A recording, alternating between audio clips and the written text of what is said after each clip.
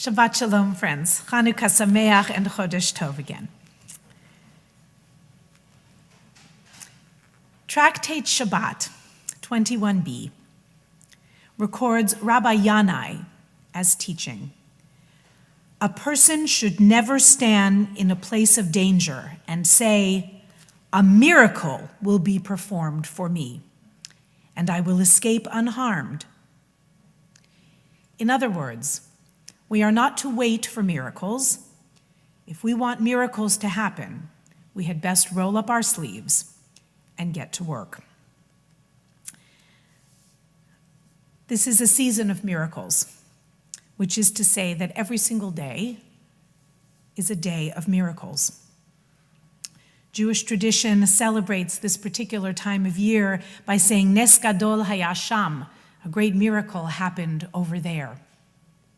Remembering the military victory of the Maccabees over the Seleucid armies, so much mightier in number than they, and the rededication of the ancient temple, where, as reported hundreds of years after the event, the rabbis described one small cruse of oil, barely enough to last for a day, that was pure and somehow, miraculously, lasted for 8 days. These miracles upon miracles are what we think of at Hanukkah. And yet, if we come down to the most minute workings of the human body, of the eye, the digestive system, the heart pumping, every single aspect of our existence is in fact a miracle. It is a time to think particularly of miracles. And those of you who know me know that I occasionally, that is to say often, say that each and every young person, each and every person of any age who comes to the Torah to celebrate and make holy their coming of age as a Jewish person is a miracle. If anyone has ever had the blessing to work with a young person or a person of any age from beginning to coming to the Bima, I hope you will nod along with me and give me a thumbs up. You know it is indeed a miracle. Every time one happens, we really ought to say, Nes Gadol Haya Po, a great miracle has happened here. I am so grateful to say, parenthetically, that in this past week, 2 more young people in the Ner Tamid family have begun their official study for Bar and Bat Mitzvah. Noam Lewis, the younger brother of Sophie, who graced our Bima not even 2 months ago, and Sophie Curlin, who is the great-granddaughter of Sarah and Alvin Davis. Sarah, whose yahrzeit we are marking this week, she passed away 3 years ago. She was such an integral part of Ner Tamid, as was her husband, who was president of Ner Tamid in another time, and how unutterably pleased would they be, Charlotte, to know that their great-granddaughter, Sophie, the eldest, may she set the example for those still to come, to begin her studies for Bat Mitzvah. But last week, there was a miraculous Bat Mitzvah. And I'd like to just tell you about it for a moment. This was a Bat Mitzvah unto itself, as they all are, but this one was particularly precious. This was Gabby's Bat Mitzvah. She stood before her congregation in Tucson, Arizona. She kissed her talit. She prepared to chant from the Torah for the first time. Her rabbi placed her hand atop Gabby's hand, their voices rising and falling together. It was an emotional moment for Gabby, for her family, but this one was particular. Gabby's Hebrew name, not surprisingly to those with a little Hebrew, is Gavriela, meaning God is my strength. Gabby is the granddaughter of a rabbi. She descended from a long line of Lithuanian rabbis, and she thought about having a bat mitzvah in the early 2000s. But life and near death got in the way. 10 years ago, during a meet and greet outside a grocery store, This Gabby, former United States Representative Gabby Giffords, was shot in the head in a brazen attack with a gun that left 6 people dead and a dozen others injured. For the past 10 years, Gabby has been in speech and physical therapy, and she has become a national crusader for gun safety laws.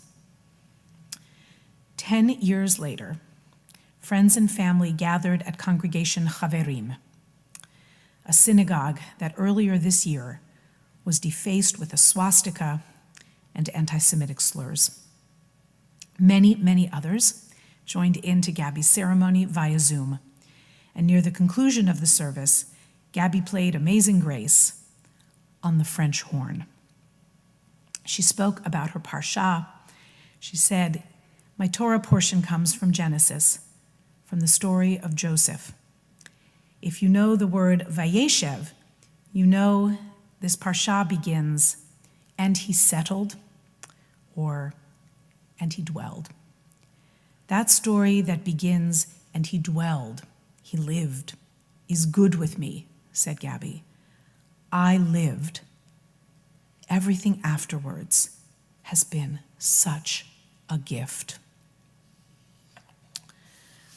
My friends, learning to chant a Torah portion in Hebrew and studying the meaning of a text and offering a teaching to the congregation, not to mention memorizing the prayers that accompany the ceremony, is a lot for anyone, whether you're 13 or 51, as Gabby Giffords is.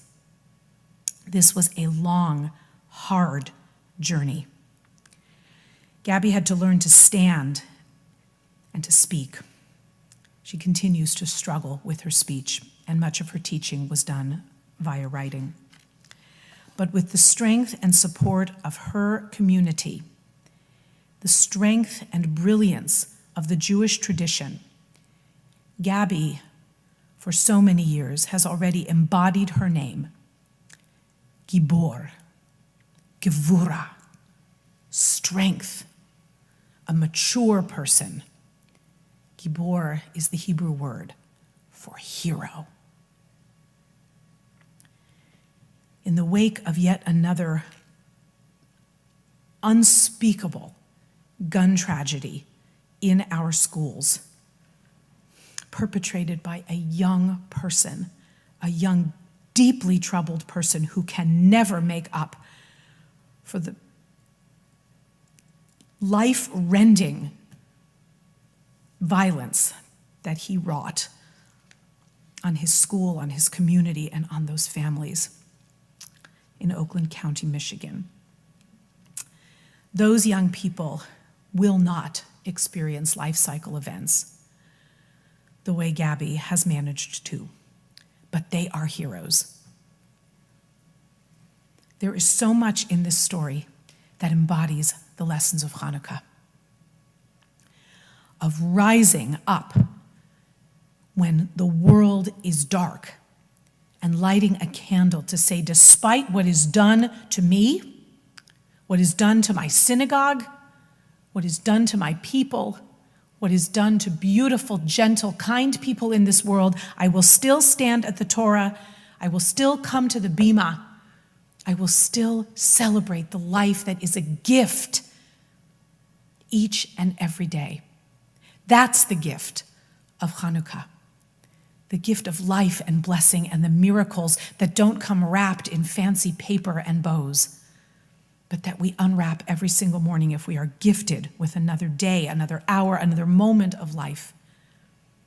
This is a triumph in the darkness. This is to say that it is not by might and not by power and not at the end of a gun do we find miracles in this world, but by the Spirit, which shines so brightly in those who are gifted with another day. And for those who have the courage to come to the Bima, not by force, not by might, but from their own inner strength. And even though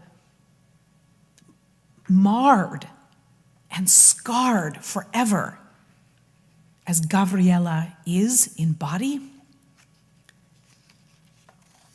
I'll invite you on your way out today to take a look at a picture that I have just small, but I'll have it available in the lobby.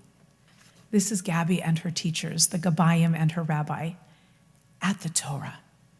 Would that we could all channel that kind of joy when embracing this beautiful heritage.